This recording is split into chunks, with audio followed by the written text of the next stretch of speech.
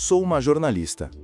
Meu trabalho é falar com pessoas de todas as profissões e classes sociais ao redor de todo o mundo. Hoje quero contar a vocês por que decidi fazer isso e o que aprendi. Minha história começa em Caracas, Venezuela, na América do Sul, onde cresci. Para mim, um lugar que foi e sempre será repleto de mágica e maravilha.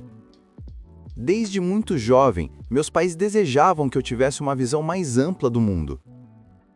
Lembro-me de uma vez, quando tinha cerca de 7 anos de idade, meu pai veio até mim e disse: Mariana, vou mandar você e a sua irmãzinha, que tinha 6 anos na época, para um lugar onde ninguém fala espanhol. Quero que experimentem culturas diferentes. Ele continuou falando e falando sobre os benefícios de um verão todo em um acampamento nos Estados Unidos, enfatizando uma pequena frase, em que na época não prestei muita atenção. Nunca se sabe o que o futuro nos guarda. Enquanto isso, na minha mente infantil, eu pensava que estávamos indo para um acampamento em Miami. Talvez fôssemos ainda mais longe, em Orlando, onde morava o Mickey Mouse. Fiquei muito animada. Meu pai, entretanto, tinha um plano um tanto quanto diferente. De Caracas, ele nos enviou para Brainerd, em Minnesota. O Mickey Mouse não estava lá em cima. E sem celular, Snapchat ou Instagram, eu não tinha como procurar informações. Chegamos lá, e uma das primeiras coisas que percebi foi que o cabelo das outras crianças era de muitos tons de loiro e muitas delas tinham olhos azuis. Enquanto isso, era assim que nos parecíamos. Na primeira noite, todos reuniram ao redor de uma fogueira, e o diretor disse: Crianças, temos um acampamento bastante internacional este ano. As atencios aqui vieram da Venezuela. As outras crianças olhavam pra gente como se fôssemos de outro planeta. Elas nos perguntavam coisas como: Você sabe o que é um hambúrguer? Ou, você vai pra escola de jumento ou canoa? Eu tentava responder com o meu inglês enferrujado, e elas apenas riam. Sei que elas não tentavam ser más, estavam apenas tentando entender quem éramos nós e fazer uma correlação com o mundo que elas conheciam. Podíamos ou ser como elas, ou ser como alguém tirado de um livro de aventuras, como Aladim ou Mowgli, o Menino Lobo. Certamente não éramos como elas, não falávamos sua língua, éramos diferentes. Quando se tem 7 anos de idade, isso dói. Mas eu tinha minha irmãzinha para tomar conta e ela chorou todo dia no acampamento. Então decidi ser corajosa e compreender tudo o que podia sobre o estilo de vida americano. Fizemos então o que chamávamos de ensaio de acampamento de verão por 8 anos em diferentes cidades que americanos não tinham ouvido falar. O que mais me lembro desses momentos eram quando eu finalmente fazia amizade. Fazer um amigo era uma recompensa especial. Todos querem se sentir aceitos e valorizados, e achamos que isso acontece de forma espontânea, mas não. Quando se é diferente, precisa aprender a fazer parte. Precisa ser prestativo, esperto, engraçado, qualquer coisa para ser cool com o grupo do qual você quer fazer parte. Mais tarde, no ensino médio, meu pai expandiu seu plano de verão e, de Caracas, mandou-me para Wallingford, em Connecticut, para o último ano do ensino médio. Nesta época, lembro-me de sonhar no avião sobre a experiência americana de ensino médio, com um armário. Seria perfeito, como no meu programa de TV favorito, uma galera do barulho. Eu chego lá e me dizem que minha colega de quarto está me esperando. Eu abro a porta e lá estava ela, sentada na cama com um turbante. O seu nome era Fátima. Ela era uma muçulmana do Bahrein, e ela não era o que eu esperava. Ela provavelmente notou minha decepção quando ao olhar para ela, porque eu não fiz questão de esconder isso. Sabe, sendo adolescente, queria me enquadrar mais, queria ser popular, talvez ter um namorado para a formatura. E senti que Fátima estava entrando no caminho com sua timidez e sua vestimenta restrita. Eu não percebi que estava fazendo ela se sentir como me senti naquele acampamento de verão.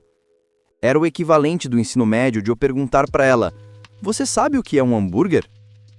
Eu estava consumida pelo meu egoísmo e incapaz de me colocar no lugar dela. Tenho que ser honesto com vocês. Duramos alguns meses juntas.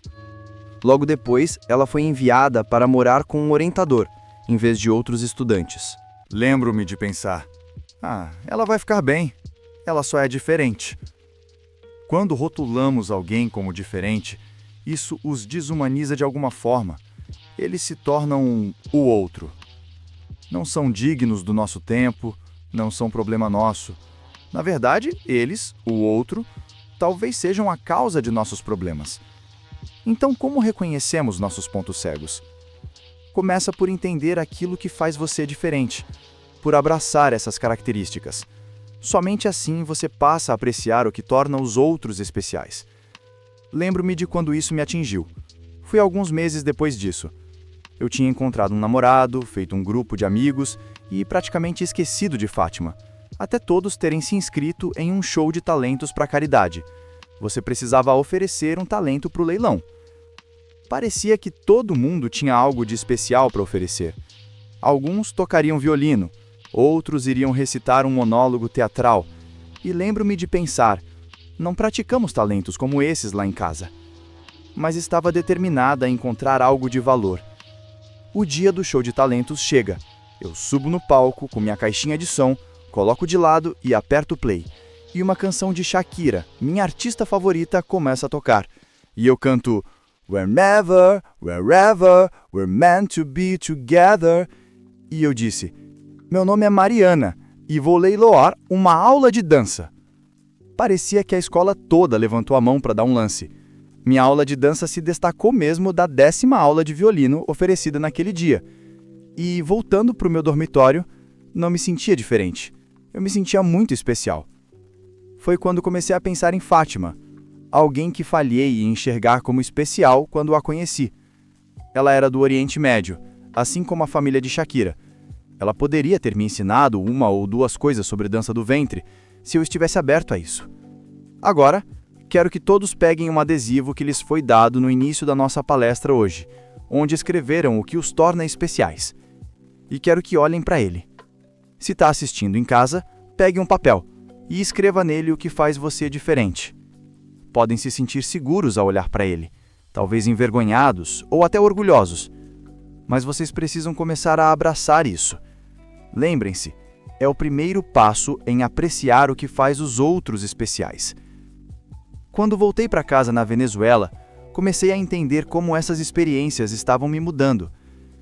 Ser capaz de falar em línguas diferentes, ser guiada por todas essas pessoas e lugares diferentes, me deu uma sensibilidade única. Estava finalmente começando a entender a importância de me colocar no lugar das outras pessoas. Essa é uma grande parte da razão por que eu decidi ser jornalista, ainda mais vindo de uma parte do mundo rotulada geralmente como quintal, aliens ilegais, terceiro mundo, os outros. Eu quis fazer algo para mudar isso. Mas foi na época, entretanto, em que o governo venezuelano desativou a maior estação televisiva em nosso país. A censura estava crescendo e meu pai veio até mim mais uma vez e disse: como você vai ser uma jornalista aqui? Você tem que partir. Então eu percebi. Era isso que ele estava preparando para mim. Era o que o futuro guardara para mim. Então, em 2008, fiz minhas malas e vim para os Estados Unidos, sem passagem de volta dessa vez. Estava dolorosamente ciente de que, aos 24 anos de idade, eu estava meio que me tornando um refugiado, imigrante, o outro, mais uma vez. E agora para valer. Eu consegui uma bolsa para estudar jornalismo. E eu me lembro quando me deram minha primeira tarefa, cobrir a eleição histórica do presidente Barack Obama. Eu me senti sortuda e esperançosa. Estava tipo, sim, é isso.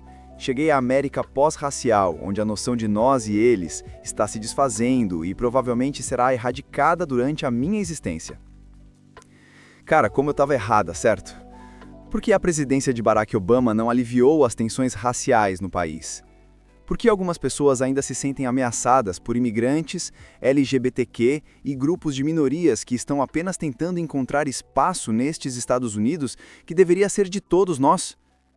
Eu não tinha as respostas na época, mas em 8 de novembro de 2016, quando Donald Trump se tornou o nosso presidente, ficou claro que uma grande parte do eleitorado os vê como os outros. Alguns veem pessoas vindo para tomar seus empregos, ou terroristas em potencial que falam em uma língua diferente. Enquanto isso, grupos de minorias muitas vezes veem ódio, intolerância e mentes fechadas do outro lado. É como se estivéssemos presos em bolhas que ninguém deseja estourar. A única forma de fazê-lo, o único jeito de sair disso, é perceber que ser diferente significa também pensar diferente. Mostrar respeito requer coragem. Nas palavras de Voltaire, posso não concordar com uma só palavra sua, mas defenderei até a morte o seu direito de dizê-la. Falhar em ver qualquer coisa de boa do outro lado torna o diálogo impossível.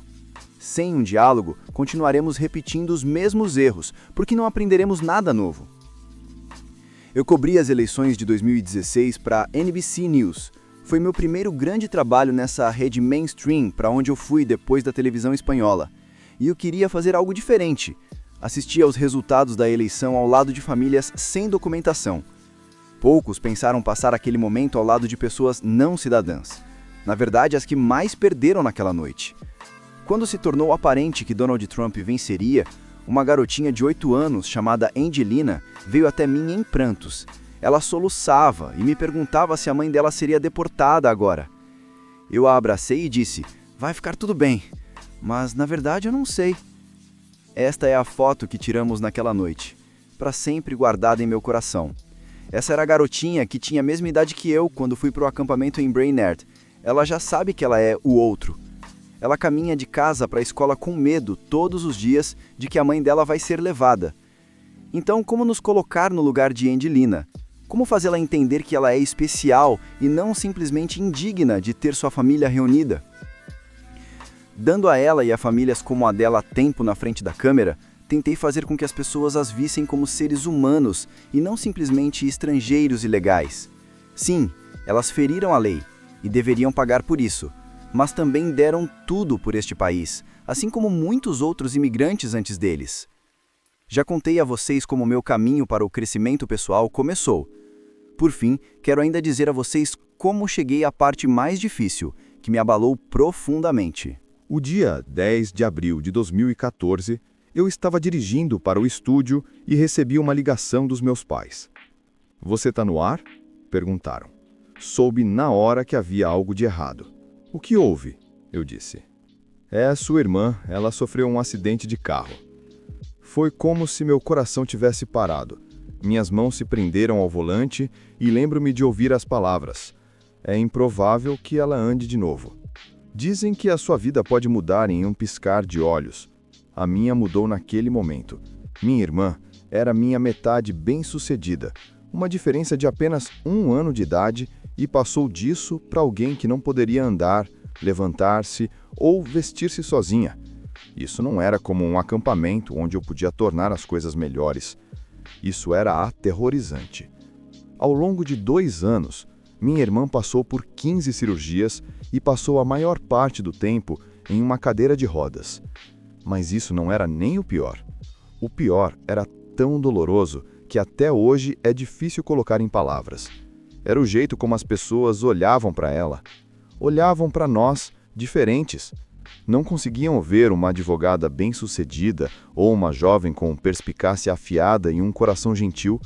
Qualquer lugar a que fôssemos, percebia que as pessoas viam apenas uma garota na cadeira de rodas. Não conseguiam ver qualquer coisa além disso. Depois de lutar como uma guerreira, posso dizer com gratidão que hoje minha irmã está andando e se recuperou além das expectativas de qualquer um. Obrigada. Mas, durante essa provação dolorosa, aprendi que há diferenças que são simplesmente uma droga e é difícil encontrar algo positivo nelas. Minha irmã não está melhor por causa do que aconteceu, mas ela me ensinou que não se pode deixar que as diferenças definam você. Ser capaz de se reimaginar além do que as pessoas veem é a tarefa mais dura de todas, mas também a mais bela. Sabem, todos nós chegamos a este mundo em um corpo. Pessoas com dificuldades físicas ou neurológicas, comunidades ambientalmente impactadas, imigrantes, meninos, meninas, Meninos que querem vestir-se como meninas, meninas com véus, mulheres vítimas de abuso sexual, atletas que se curvam como forma de protesto, negros, brancos, asiáticos, nativo-americanos, minha irmã, vocês, eu. Todos queremos o que qualquer um quer: ter um sonho e alcançá-lo. Mas às vezes a sociedade nos diz e dizemos a nós mesmos que não nos enquadramos no molde. Bem, se analisarem minha história, desde nascer em um lugar diferente, até fazer a dança do ventre na escola, até contar histórias que vocês não veriam na TV normalmente, o que me faz diferente é o que me faz ser especial e bem-sucedida. Viajei o mundo e falei com pessoas de todas as profissões e classes sociais. E sabem o que eu aprendi? A coisa que cada um de nós tem em comum é sermos humanos. Então, deem um passo à frente para defender a sua raça, a raça humana. Vamos apelar para isso. Vamos ser humanistas antes e depois de qualquer outra coisa. Por fim, quero que peguem um adesivo, o papel, onde escreveram o que faz vocês diferentes, e quero que celebrem isso hoje e todos os dias. Gritem de suas janelas. Também encorajo vocês a serem curiosos e perguntarem o que há nos papéis das outras pessoas. O que faz elas diferentes? Vamos celebrar estas imperfeições que nos fazem especiais. Espero que isso ensine a vocês que a palavra normal não define ninguém. Todos nós somos diferentes. Todos nós somos originais e únicos. E isso é o que nos faz maravilhosamente humanos. Muito obrigada.